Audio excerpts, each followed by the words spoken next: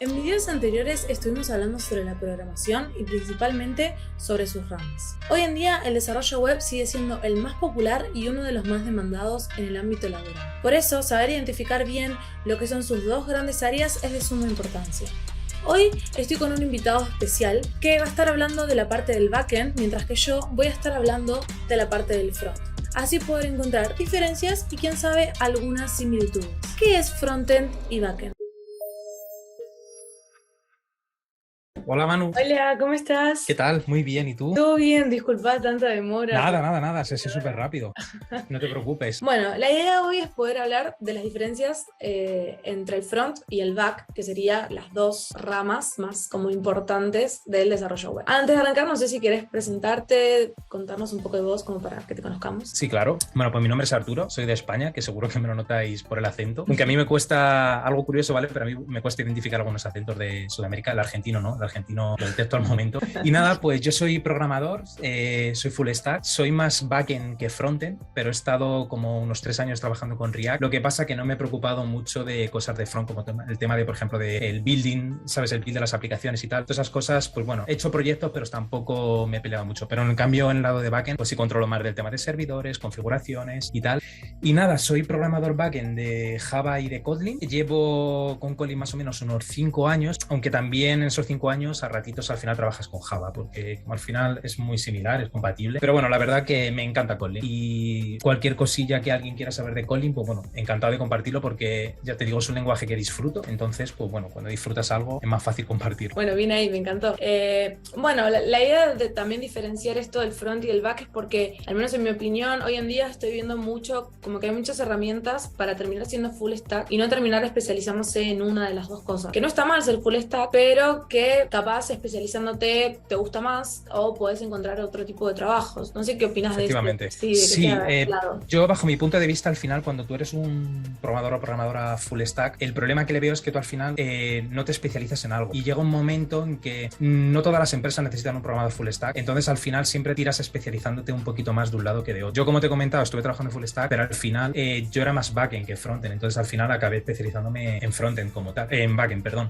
Claro, a mí me pasó al revés. Yo terminé especializándome en frontend, pero conocimientos de back tengo. Pero claro, uno elige lo que le termina gustando. Sí, al final es lo que más te gusta, claro. Por eso, pero bueno, está bueno poder como diferenciarlo. Creo yo que el front capaz es como un poco más, no sé si conocido, pero como que la programación es, bueno, armar, más que nada la programación web es armar páginas web, entonces vos armás el diseño, pones las imágenes, botones, gráficos. Totalmente de acuerdo. Y el back es como totalmente abstracto, como que la gente se olvida que hay todo un servicio atrás con un montón de gente trabajando para eso. No sé si querés contarnos para vos al menos cómo podríamos significar o cómo podríamos desarrollar el backend. ¿Qué sería el backend? Claro, es que es muy cierto lo que tú dices, de que lo quiero hilar un poquito con lo que has comentado, de que al final creo que hay más gente que está interesada en el front que en el backend, sobre todo de primeras cuando empiezas a trabajar, sí. Porque tú ves el resultado de primeras. Si tú haces algo en front, tú tienes tu página web con HTML, CSS, la ves, te parece bonita, entonces es más satisfactorio de primeras. Sin embargo, si tú trabajas en el servidor, te tienes que acostumbrar que lo único gráfico que vas a ver va a ser una línea de comandos. Claro. Entonces, claro, eso a la gente le puede como echar un poquito para atrás. Pero bueno, yo lo que sí opino es que al final el backend es muy bonito porque depende de tu aplicación evidentemente y de las modas que haya, porque hay modas en las que se decide meter mucha lógica en front, por ejemplo. Pero creo que ahora mismo estamos en una moda en la que está muy diferenciado el frontend y del backend. El frontend del backend está muy diferenciado y el backend se encarga principalmente de la lógica de negocio de tu aplicación. Para que a la gente no le suene raro cuando digo la lógica y el negocio de tu aplicación, es básicamente lo que tu aplicación debe cumplir, como los requisitos de funcionamiento y reglas de negocio tienen que estar siempre en el lado del servidor. Evidentemente en frontend siempre hay muchísima lógica, es inevitable, pero sí. Es una lógica normalmente más enfocada al usuario, a cómo va a interactuar el usuario con ello. Ok, entonces si nos paramos para el lado del backend, es toda esa parte de que el usuario no estaría viendo. Y hoy en día es decir, bueno, por ejemplo, el front, si yo me quiero especializar en front, yo tengo como un camino capaz un poco más marcado. Yo sé que hago HTML y CSS casi en conjunto junto, después paso por JavaScript y después algún que otro framework que ahora pronto vamos a hablar. En el backend, hasta donde yo sé, es distinto, no es que hay algo muy marcado. Uno se puede especializar en algunos lenguajes y capaz hay otros que no la tiene muy clara y está bien porque hay un montón. ¿Cómo te llevas con esto? ¿Con que hay lenguajes distintos? ¿Cómo decidiste el tuyo? ¿Cuál recomendás? ¿Los que te especializaste? Sí, al final, bueno, yo lo que sí que diría a la gente es que tampoco se enamore de un lenguaje de primeras, porque el primer lenguaje con el que vas a trabajar va a ser el que una empresa te requiere, por norma general. Evidentemente tú tienes que ir con unas bases del lenguaje, pero tú cuando realmente vas a aprender a programar y vas a ser buenos cuando ya trabajes para una empresa en un proyecto final. Al final los proyectos personales, sinceramente, se parecen muy poco de un proyecto empresarial.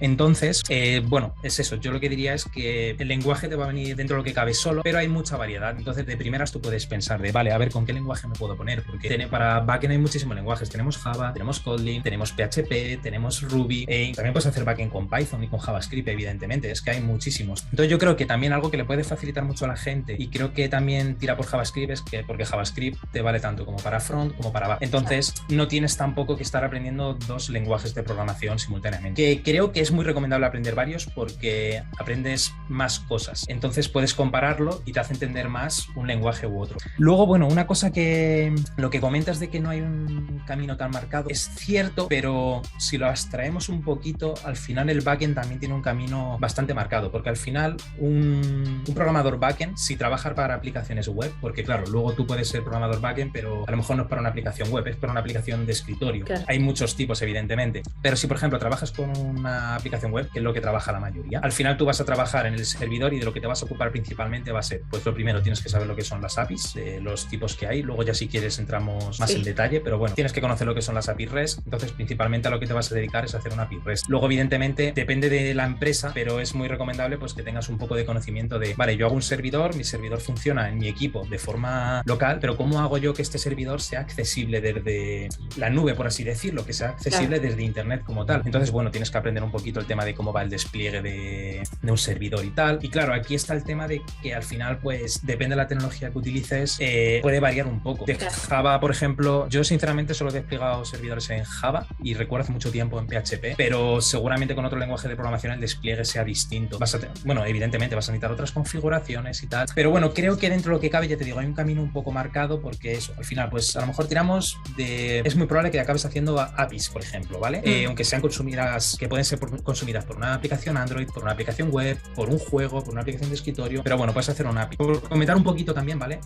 Por si alguien no sabe lo que es un API, que creo que puede ayudar. Sí, el API al final, digamos que es la comunicación que hay entre el cliente, ¿vale? Que el cliente suele ser, por lo que hemos comentado, una aplicación Android, una aplicación web, lo que sea, y el servidor. Entonces, el servidor lo que crea es una API y el cliente solo va a poder comunicarse a través del servidor con el API. Digamos que es una forma de estandarizar una comunicación entre un cliente y un servidor. Entonces, bueno, pues en el servidor acabarás haciendo APIs, tendrás que aprender de despliegues, tendrás que entender también el tema de las bases de datos, por ejemplo. Entonces, ya te digo, creo que dentro de lo que cabe sí puedes decir qué camino tienes que seguir, pero no con qué tecnologías, porque las tecnologías a lo mejor difieren mucho. Creo que el front está un poco más reducido, aunque tú tengas distintos framework o librerías, que si tienes React, que si tienes Angular, que si tienes Vue, al final todos corren bajo JavaScript. Entonces, tienes el camino más marcado, como has comentado. Bien. Pero bueno, tampoco quiero profundizar mucho.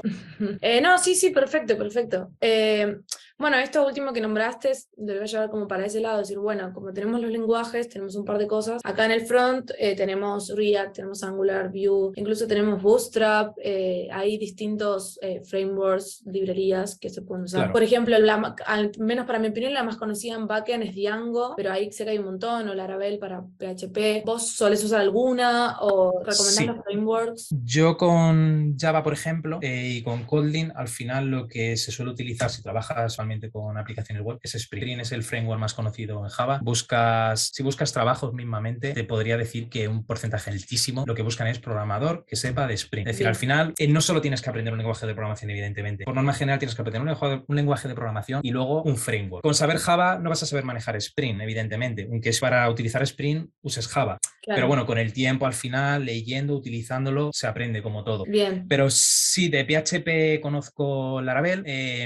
También de Python conozco Django, me parece que Django es de Python, de mente. Sí. Luego, por ejemplo, Ruby tiene Ruby on Rails, que al final es... Pero son todos muy similares. Al final lo que te dan son sistemas... Es un framework al final, entonces lo que hace es facilitar un poco la vida del usuario, como la tarea de crearte el propio servidor, tareas para crearte endpoints para tus APIs, etcétera. Bien, bien. Lo que tienen los frameworks o librerías es que después al fin cada uno, o sea, como que cada programador elige el que más le gusta respecto también al lenguaje que también está usando. Eso es. Bien, bien. Bueno, uno creo que lo habías nombrado, pero vamos como retomamos por ese lado. Para mí hay como dos grandes como conexiones, si se lo puede nombrar así, entre el front y el back. Por un lado, tener la conexión entre las APIs y entre la base de datos, porque es algo que trabaja un sector, pero lo está consultando el otro. Entonces, ahí es como no el choque, sino la unión constante, que por eso dependemos uno del otro. Por eso el front depende del back y viceversa. Bueno, estas APIs ya nos explicaste más o menos un poco qué eran, pero no sé si, por ejemplo, hay una persona que nunca creó una API y dicen, bueno, quiero hacer backend, ya más o menos tengo algunos lenguajes, me quiero poner a crear una API REST. ¿Qué consejo le darías? ¿Cómo puedo arrancar a hacer una API? Vale, lo primero de todo, evidentemente, es o buscar algún ejemplo en Google, ¿vale? Para comenzar, o tener una idea. Cuando hablo de ejemplo, es más ejemplo de qué quiero que haga mi API. Por ejemplo, tú puedes querer un API que simplemente se utilice para gestionar los libros que tú tienes en casa. O puedes hacer un API para decir, vale, pues voy a gestionar, tengo una pequeña empresa, voy a gestionar los empleados con sus datos. Normalmente cuando tú haces un API, el API lo que te permite es dar una forma de manipular o consultar esos datos, por norma general. Entonces, bueno, primero tienes que pensar qué tipos de datos vas a tratar. Entonces, bueno, supongamos, imagínate que decides, pues voy a hacer un API con los libros que tengo en casa, simplemente porque quiero tenerlos un poco organizados y tal, y este API la voy a hacer porque yo luego voy a hacer una aplicación en front, voy a hacer una página web donde, aunque vaya a acceder yo solo, quiero poder ver los datos y gestionarlos de forma sencilla, de, por ejemplo, pues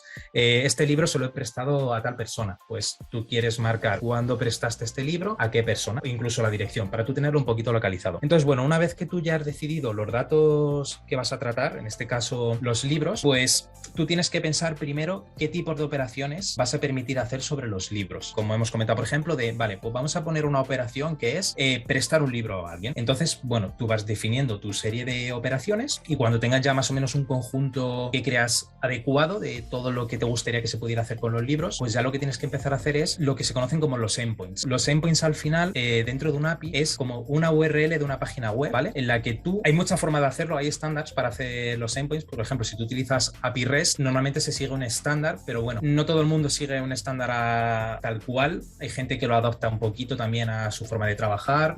Claro. Entonces, bueno, pero resumiéndolo un poquito, te pongo un ejemplo. Imagínate que tú tienes tu aplicación, se llama mybooks.com, ¿vale? Y tú dices que quieres consultar los libros. Pues por norma general tú lo que tendrás será una llamada a ese API, a mybooks.com/books, y eso ya te dará los libros. También quiero hacer un inciso, ¿vale? Cuando tú trabajas con API REST se utiliza el tema de los verbos HTTP. Al final, tú cuando tú te comunicas a través de una web, la comunicación sigue unos estándares de comunicación. Esos estándares de comunicación normalmente van asociados a una serie de verbos, se llaman verbos, porque al final es un verbo get, dame.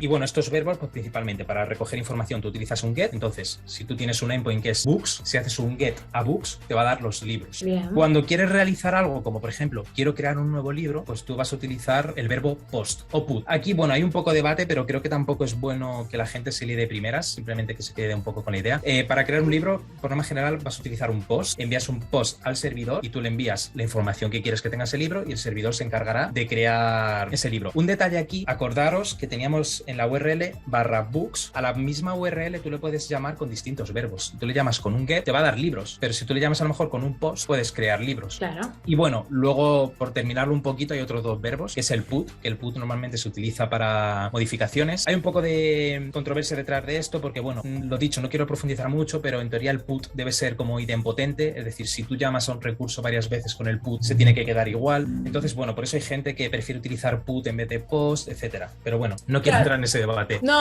claro, para alguien que nunca lo hizo, cualquiera de los dos. Sí, no es necesario, no es necesario. Y bueno, luego dices, vale, ¿y cómo puedo borrar un recurso? Pues tienes otro verbo que se llama el delete, simplemente utilizas el servidor. El mismo endpoint, delete, evidentemente le tienes que dar información al servidor. Tú no le puedes decir al servidor, borrar libro, le tienes que decir qué libro. Ese libro normalmente va a ir identificado con un identificador. De esta forma, pues ya podrás, vale, bórrame el libro que tiene tal código. Entonces, bueno, podrás borrar. Y bueno, eso al final es lo que tú harías un poco a la hora de hacer un API muy resumido. Evidentemente, en todo se puede profundizar, pero estos son los conceptos, yo creo, necesarios para entender lo que es una API.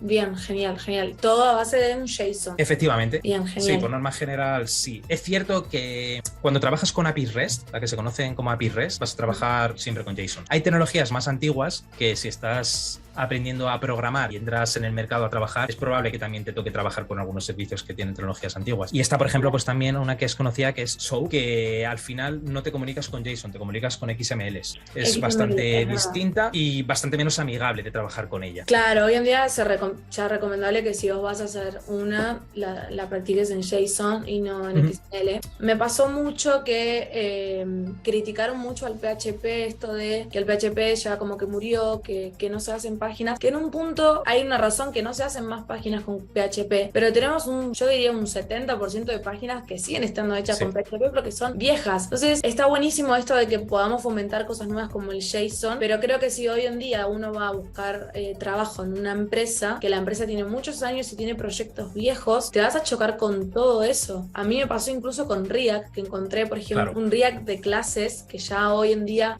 ni planteas un React con clases, ya lo planteas de totalmente otra forma, y te chocas con esas cosas. Entonces está bueno como decir, está bien, no se usa mucho, pero remarcarlo más que nada en el back, que por ejemplo en mi caso el PHP, todo el mundo fue a criticarlo, como que no, que ya murió, que no se usa más, que en un punto está bien, pero en otro punto no, porque en un momento vamos a necesitar seguir usando programadores con PHP, porque ¿quién se va a pasar? Sentar a migrar todo eso, o sea, no lo veo viable la migración de tantos sitios web. No, al final ese tipo de aplicaciones hay que mantenerlas. De hecho, un ejemplo muy claro que ocurre, yo nunca he programado con este tipo de lenguajes, como por ejemplo con COBOL, ¿vale? Pero hay muchas aplicaciones bancarias que están hechas en COBOL y los bancos evidentemente no van a migrarlas porque son aplicaciones que tienen muchísimas líneas de código, muchísimo trabajo detrás y el coste que tendría sería brutal. Claro. Entonces siempre va a haber demanda. De hecho, es lo que se está comentando ahora de hay gente ya mayor entre comillas, ¿vale? 60 años, que en pocos años va a dejar de trabajar y es gente que trabajaba en COBOL, esa gente hay que sustituirla. Entonces, bueno, evidentemente tú no vas a aprender a programar y vas a decir, me voy a poner a programar en COBOL, pero alguien que a lo mejor sea muy curioso y dice, pues puede ser un buen nicho y a lo mejor pagan bien, porque va a haber oferta, pero tampoco va a haber muchos programadores para cubrirla, entonces puede ser que te paguen bien. Claro, obvio, es que lo viejo en un punto va a seguir estando, porque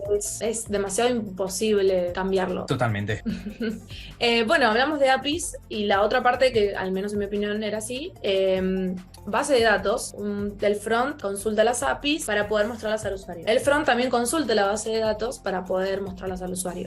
Ahí en las bases de datos algunas veces los programadores front que saben un poquito más de back las pueden llegar a crear, pero creo que tiene más que nada que ver con el back. Si hoy planteas una base de datos, ¿recomendás alguna puntual que vos digas? Sé que hay muchas empresariales y otras capaz más que no es necesario algo tan grande, pero si te planteas vos armar una base de datos, ¿cuál te gusta más o por qué la recomendarías? Sí, mira, de primero, bueno, quiero hacer una pequeña distinción de que al final cuando tú utilizas base de datos, hay dos tipos de base de datos. Está la base de datos relacionales, que son las más típicas, y base de datos no relacionales. Las bases de datos relacionales se llaman así evidentemente porque todos los datos están relacionados. Sí. Las bases de datos no relacionales, los datos normalmente no se relacionan entre ellos y los datos que hay dentro se suelen llamar documentos, que son JSON, por norma general, depende también de la tecnología. Pero bueno, lo más común al final es trabajar con bases de datos relacionales. Hay muchos se llaman motores de base de datos, pero diría que los que yo me he encontrado que más se utilizan sobre todo es PostgreSQL, depende cómo lo pronuncies. También se utiliza bastante Oracle es muy conocido. Hay diferencias porque, a ver, algunos son gratuitos, otros son de pagos. Yo para un proyecto personal, pues evidentemente no tiraría por algo de pago. Entonces a lo mejor yo me montaría directamente un MySQL directamente. Lo pronuncio a mi forma, pero también en inglés, porque aquí en España se suele decir MySQL directamente, pero sé que en algunos países de Latinoamérica pues pronunciaréis mejor. Sí, no, perfecto, porque hay de todo, pronuncian. Claro. Todo. Pero sí, yo en un proyecto personal yo diría de tirar por MySQL, pero bueno, a la hora de trabajar empresarialmente, pues quizás a lo mejor tiraría más Postgre. También te digo que creo que no hay que preocuparse demasiado porque lo que hay que conocer es SQL. SQL, System Query Language, al final vamos a decir que es el lenguaje de programación que se utiliza para trabajar con la base de datos. Que luego acabas utilizando Postgre o Oracle, hay pequeñas diferencias y si tienes cualquier problema lo vas a buscar. Al final, tú misma lo sabes, el día a día de un programador es buscar en Google. Creo que es una habilidad muy importante y eso sí que os lo recomiendo, que no infravaloréis Google porque con el tiempo vas a empezar a utilizarlo mejor y es la mejor herramienta. Bueno, hablo de Google como DuckDuckGo, el buscador que quieras utilizar, pero es muy importante utilizarlos. Sí, saber buscar en internet tenés un 30%, diría yo, de tu día a día, porque es bastante necesario. Pero bueno, sí, lo de base de datos está bueno, todo es SQL como base. Por eso creo que también muchos front a veces los arman porque saben el manejo de SQL. No sé si las ayudan a armar, pero pueden toquetear un poco base de datos. Sí. Como que las pueden manipular bien. Así que nada, eso está bueno. Ahora, sí, totalmente. Claro, sí. ¿Qué te iba a preguntar? Una pregunta que me hicieron un seguidor que me pareció que estuvo buena, que te la puedo preguntar. Si yo quiero hacer back, yo soy un programador back, ¿es necesario pasar, por así decirlo, o tener una especie de conocimiento del front, o para vos no hace falta? Es una pregunta, no tiene una fácil respuesta, ¿vale? Porque yo siempre he conocido front antes de empezar con el back, perdón. Creo que la mayoría de gente empieza trabajando con el front antes que con el back, entonces siempre vas a conocer un poco. En el día a día creo que sí que tienes que conocerlo, porque al final tú como programador backend vas a tener que interactuar con los programadores frontend. No tienes por qué entender su código ni mucho menos, ni cómo han decidido implementar una cosa, pero sí tienes que tener ciertos conocimientos porque al final digamos que tenéis que pactar cómo va a ser vuestra comunicación, cómo va a ser el API, de oye, yo tengo que mostrar aquí una tabla con estos datos, te puede preguntar el front y tú como backend pues les tendrás que decir, vale, pues yo voy a modelar los datos de esta forma, ¿te son válidos? Si no son válidos hay que llegar a un acuerdo. Entonces creo que muchas veces tú cuando creas los datos en las APIs piensas en el front para decir, vale, voy a hacerlo de una forma que sea cómoda para él. Hablo del front como puede ser una aplicación Android. Al final es muy similar, son los clientes. Obvio, sin duda. También así como mi respuesta fue que también que estaría bueno al menos tener una base del front, pero que también el front debería tener una base del back. Es como que todos deberían tener al menos especializado en algo, pero una base de todo, porque en un punto todos trabajamos en equipo, entonces estaría bueno poder tenerlo. Bueno, te iba a preguntar sobre microservicios, porque hoy en día, y como para mí hoy en día hay muchísima más demanda en internet, hay muchísimos más usuarios en internet que, no sé, hace 10 años, que tampoco es mucho, pero que hace 10 años. Y medio como que hay muchos servicios que si los consultas en como mucho tiempo, hay muchos servicios que los consultas a la vez por muchas personas que colapsan bastante. Y surgió esto de microservicios, que me pareció una idea muy buena, que si la llevas bien, porque también es complicado llevarla bien, pero que si la llevas bien, resulta como genial. No sé si nos Totalmente. algo de eso de microservicios. Sí, claro. De hecho, bueno, yo al final trabajo con microservicios, ¿vale? Pero bueno, antes de comentar qué es un microservicio, quiero comentar lo que existía antes de los microservicios y que sigue existiendo y no por ello es malo, pero hay situaciones en las que no es recomendable. Antiguamente, por norma general, las empresas hacían una sola aplicación en la que metían toda la lógica de tu producto. ¿Qué problema ocurría por norma general? Pues que si era una empresa, vamos a decir, exitosa, que crecía mucho y metían muchísimas funcionalidades, acababas teniendo un proyecto enorme. Ese proyecto enorme se suele conocer como monolito. No es malo, pero si ocurre lo que se dice normalmente de que ha crecido mal, es decir, no ha crecido de una forma controlada y estructurada, es un infierno trabajar con ello. Sí. Y además de que es un infierno trabajar con ello, pensad que si tú tienes tu aplicación en un servidor enorme, quiero decir, si tu servidor como tal de la aplicación es enorme y tiene muchísimo código, va a ser muy costoso levantar esa aplicación en un servidor real. ¿Qué pasa si tienes problemas problemas de performance, de rendimiento? Pues dices, vale, pues levanto varios servidores, pero claro, el coste va a ser mucho más grande de levantar varios servidores grandes. Entonces, bueno, ese es uno de los problemas. Evidentemente hay muchísimos más problemas. Meter funcionalidades en un monolito es bastante difícil porque imaginad 100 personas trabajando en un monolito, que muchas veces ocurre, incluso más personas. Es muy probable que haya conflictos de gente trabajando en las mismas clases, si no están las zonas bien divididas, es más difícil trabajar en equipo, etcétera. Tiene muchas pegas, tiene muchas ventajas también, evidentemente. Por ejemplo,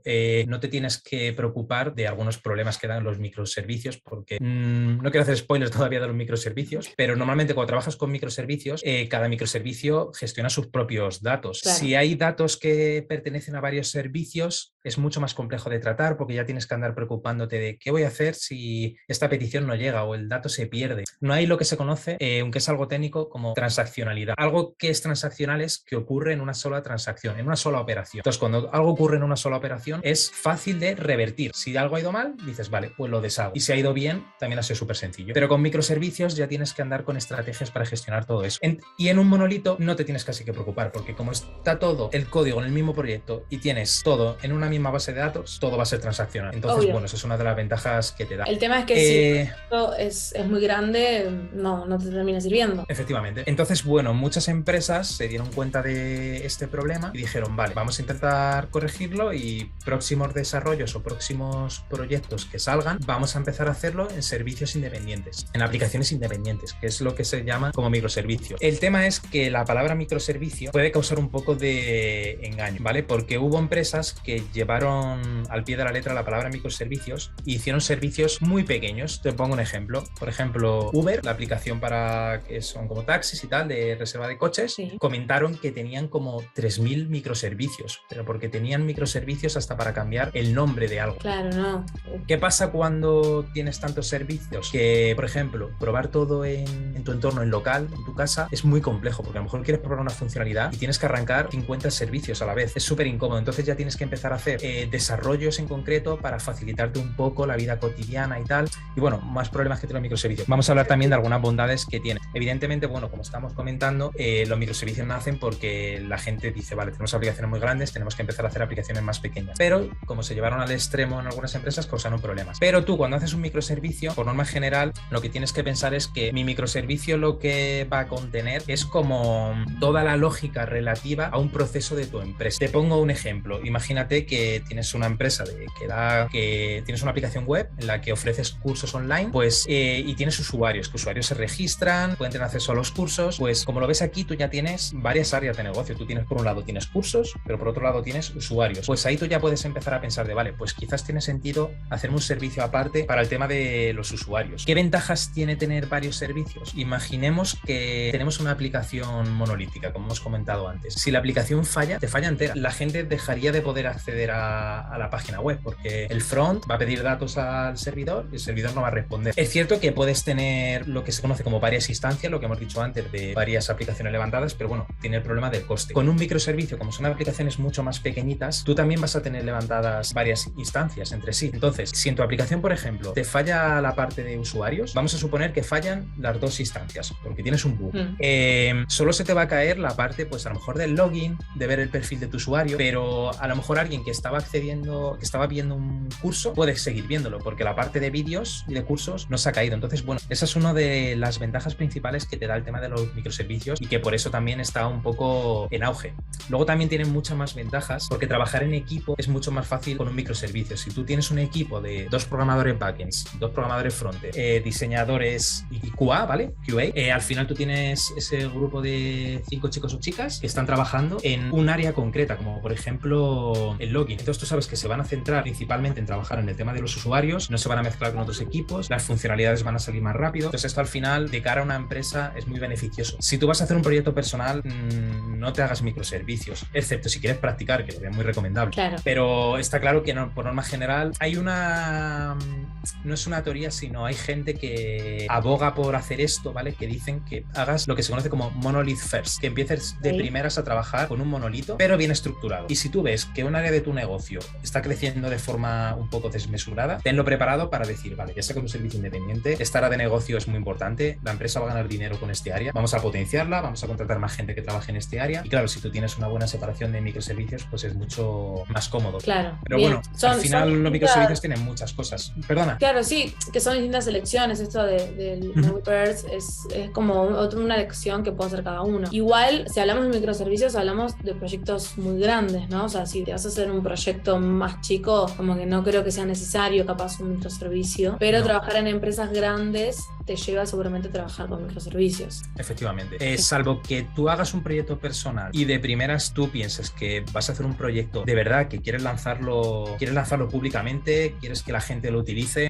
ahí a lo mejor pues sí que tienes que hacer un pequeño análisis de cómo quieres que sea tu arquitectura como tal. No voy a profundizar tampoco, pero bueno, también está el tema de que cuando eres programador backend tienes que conocer un poco el término de la arquitectura, porque la arquitectura al final hace un poco referencia a cómo vas a organizar todos los servicios de tu aplicación de una forma un poco como más abstracta, ¿vale? Al final, digamos que todos los servicios corren en máquinas, corren en la nube, tienen comunicación entre sí, pues al final tienes que pensar un poco de forma óptima cómo quieres colocarlo para para que tu aplicación aguante mejor el tráfico. Al final, la palabra arquitecto ya existe para, pues yo soy arquitecta porque diseño edificios. Al final creo que es muy parecido. El arquitecta diseña un edificio teniendo en cuenta de, vale, este pilar tiene que ir aquí porque va a sostener parte del edificio. Y un arquitecto de software tiene en cuenta de, vale, aquí vamos a necesitar poner una comunicación por eventos mismamente porque si no vamos a tener problemas de rendimiento. Perfecto, claro. Bueno, también es muy interesante, sí. Sí, todo se puede llevar con todo. Uh-huh. Bueno, y volviendo capaz al tema más de ser programador back,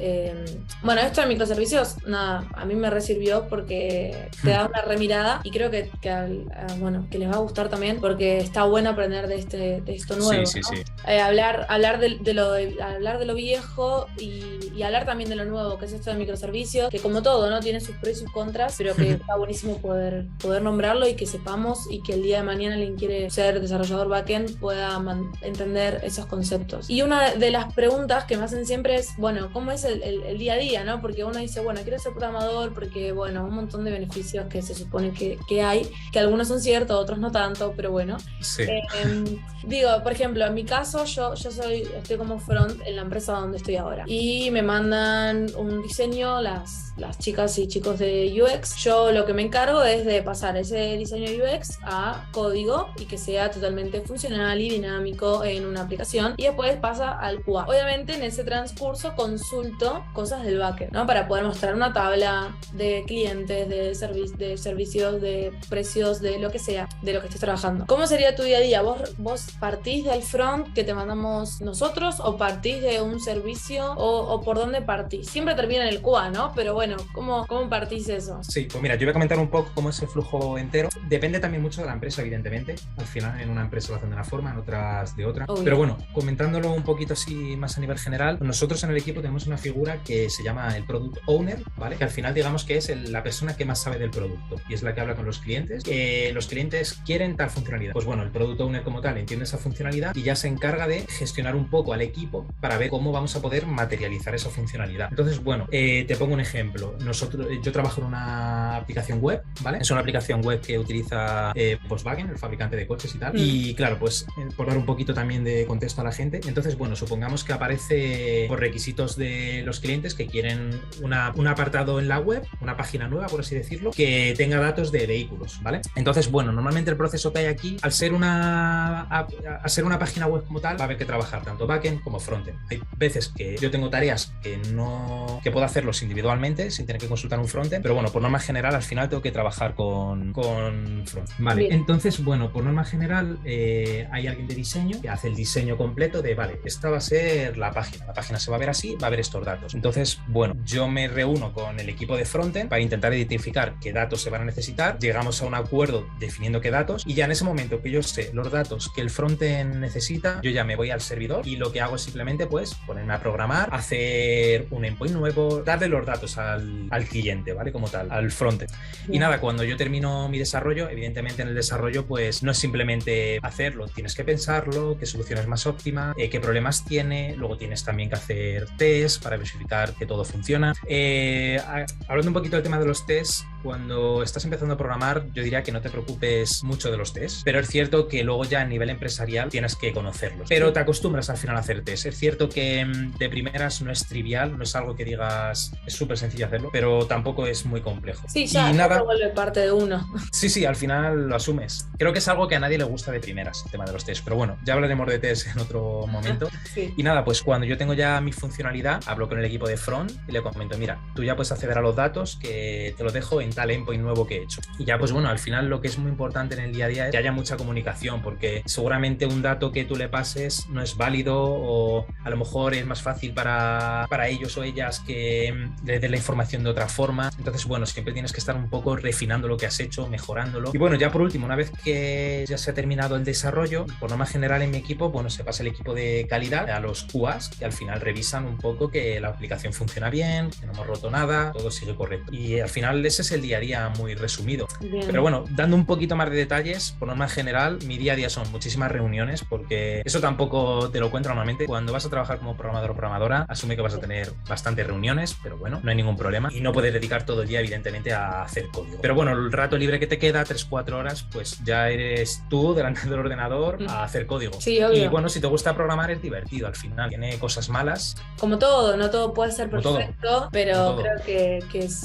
La idea también es poder disfrutar del proceso, ¿no? De esto, de programar. Al menos yo me siento a programar y está bien, es un trabajo, pero siempre lo terminas disfrutando en algún punto. Y quiero destacar esto que dijiste, ¿no? Que tu día a día es con comunicación con el frontend. Mi día a día es usar lo que hacen los del backend. O sea que está bueno destacar esto, que entre los dos se necesitan. O sea, y poder comunicarse y la importancia ahí de algo que hablábamos antes, de que poder conocer un poco lo que hace el otro, porque así nos podemos facilitar los trabajos para ambos, que es nuestro día a día, y que el trabajo en equipo en programación es clave, porque es clave, no puedes hacer nada solo. Nada se hace solo, siempre necesitas un equipo, que cuanto mejor el equipo sea mejor. No en cuanto a conocimientos, también en cuanto a persona, ¿no? Tipo, si es bueno, si te ayuda, si comparte, si no comparte, está bueno poder armar un buen equipo de trabajo. Entonces es importante esto, porque muchos dicen voy a hacer programación y capaz, no sé, piensan que no van a tener contacto con nadie porque estás atrás de una computadora, y es totalmente al contrario, estás todo el tiempo en comunicación con otra gente. Entonces nada, está buenísimo poder destacarlo. Bueno, para terminar, ¿algún consejo, 1, 2, 5, o lo que quieras decirle a una persona que dice quiero ser programador backend? Por mi parte, lo que puedo aportar el lado del front, por ejemplo, es que si bien el camino, como dijimos, está marcado con haciendo HTML, CSS y JavaScript, mucha gente piensa que solo haciendo HTML y CSS ya puede largar a un trabajo frontend, y claramente no es así, te falta un montón. Necesitas como base los 3, algún que otro framework y saber Git, por supuesto, porque si no puedes trabajar en equipo, que como dijimos recién, es sumamente importante saber trabajar en equipo, y para eso la base siempre es Git. Entonces, poder disfrutar también el paso a paso, pero entender de no saltarse los pasos, de poder decir, bueno, hacer todos estos lenguajes. En backend, bueno, en un punto también pasa esto, pero a la hora de decidir qué lenguaje hacer o cómo plantear o cuál es lo primero que hago, ¿cuál sería mi HTML y CSS en el backend para vos, por ejemplo? Claro, yo, mira, bajo mi punto de vista, yo suelo mirar bastante cómo está el mercado, ¿vale? A nivel de ofertas. No porque quiera cambiarme de mi empresa, pero bueno, me gusta ver un poco también la tendencia de por dónde va el mercado, porque este mercado evoluciona muy rápido y a lo mejor en 5 años hay otra cosa. Pero sí, lo que puedo decir es que yo como consejo sí que le diría a la gente que los lenguajes que creo que ahora mismo se están utilizando más en backend es JavaScript con Node y luego Java. También hay PHP, evidentemente, pero Java y Node. El tema es, si quieres ser programador backend y decides, por ejemplo, tirar por Java, tienes que aprender Spring, sí o sí. También te diría que si a una persona le sale la oportunidad de, me van a enseñar, por ejemplo, Ruby, pues aprovecha esa oportunidad y aprendes Ruby on Rails, que vas a encontrar trabajo, que también hay muchísimas empresas que lo ofrecen. Será un poquito menos, pero sí diría que tampoco se obsesione mucho por el lenguaje, sino que entienda un poquito bien cómo funciona el backend y todo lo que tiene que aprender. Esto es un poco abstracto, ¿vale? Pero al final, claro, yo te podría decir detalle a detalle, tienes que estudiar esto para ser programador backend. Pero bueno, al final creo que hay muchísimos recursos buenos, o incluso en otro vídeo podemos hablarlo con más detalle de cuál sería el roadmap, por así decirlo, el path para ser el programador backend. Pero sí o sí tienes que controlar un lenguaje de programación, evidentemente. Tienes que controlar o JavaScript o Java. Y luego, una vez que sepas el lenguaje de programación, tienes que conocer alguna herramienta para hacer servidores con ese lenguaje de programación. En Java mismamente con Spring y en Java, por ejemplo, con Node. Hay más tecnologías, pero tienes que aprender eso. Bien, genial. Bueno, entonces eso, y bueno, y saber esto de trabajar en equipo, poder, tener otra realidad que es esta de que vos decías de las reuniones, de hablar en constante con gente, estar preparado y también disfrutar, ¿no?, del proceso, porque eso está bueno. Sí. Y bueno, y que si te gusta hacer las dos cosas, puedes hacer full stack también, que bueno, claro, si te gusta, está sumamente abierto a la posibilidad, pero bueno, si te querés especializar, poder darte un pantallazo con este video de qué se encarga cada rol. No sé si querés decirnos tus redes. Yo soy la de Instagram, pero no sé si tenés otras. Sí, claro. Bueno, pues yo de momento solo tengo Instagram, ¿vale? Que es art0xdev. Y principalmente puedo dar consejos a gente que quiere empezar a programar, muy parecido a lo que tú haces, Manu. Cada uno a su forma, pero bueno, si queréis ver algunos consejitos, pues podéis seguirme por aquí por Instagram. Y sí quiero decir una cosita más, ¿vale? ¿Sí? Es parte del consejo, ¿vale? Pero sí diría a la gente que, a ver, la programación hay veces que puede ser frustrante frustrante y que hay veces que cuesta porque es algo muy abstracto. Y diría que incluso en el backend de primeras, no considero que el backend sea más difícil que el frontend, ni mucho menos. Creo que los dos, llevados al extremo, son complejos, son muy complejos, pero de primeras, por lo que hemos comentado antes, como el backend no tiene una parte visual, de primeras puede ser un poco frustrante o difícil, pero que si al final te esfuerzas y le dedicas tiempo, acabas entendiendo todos los conceptos y te olvidas al final de que no estás viendo nada gráfico. Te acostumbras a leer JSONs. Bien, bien. Al Sí, final sí, es así. ser constante en eso y no abandonarlo. Eso es. Genial, genial. Bueno, y cualquier igual que los invitados o todos a seguirte a las redes para tener otro tipo de tips que yo los vi, están muy buenos. Muchas Aparte gracias. aplicas muy bueno con otros ejemplos, está genial, está genial. Así que nada, invitado a eso. Y bueno, no sé si quieres agregar algo más o... Nada, que un placer estar aquí, que la verdad que igual opino que eso, que tu contenido también me gusta mucho, es un contenido muy didáctico. Gracias. Y nada, que eso, que la gente lo aproveche y estamos en el momento que cada vez hace falta más programadores y programadoras. Todo el mundo todas las empresas están intentando automatizar procesos. Eso lo que implica al final es meter programación. Entonces, bueno, que la gente sepa que es un sector que hay mucha demanda ahora, pero va a seguir habiendo. Bien, genial, genial. Bueno, y gracias otra vez por coparte, por ponerle toda la onda, porque la verdad que no sé si te Un gustó, placer. a mí me gustó. Sí, muy entretenido, la verdad. Un placer, Vale, Manu. mil gracias, de verdad, nos vemos. Nada, chao.